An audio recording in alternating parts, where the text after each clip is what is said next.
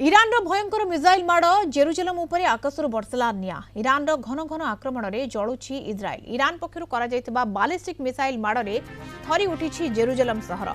आक्रमण में एक बड़ अट्टालिका क्षतिग्रस्त होता बेले सारा सहर में आतंक खेली जाइछि।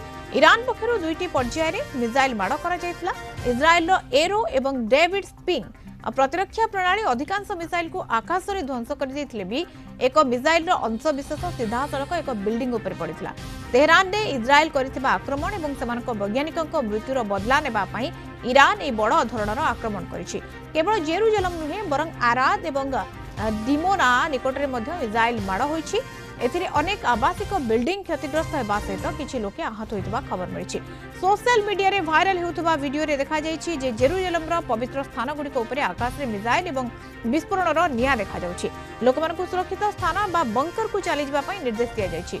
युद्ध चतुर्थ सप्ताह रे पहुंचिथिबा बेले अमेरिका राष्ट्रपति डोनाल्ड ट्रंप ए परिस्थिति उपर नजर रखिछन्ति और ईरान को कड़ा चेतावनी दैछन्ति।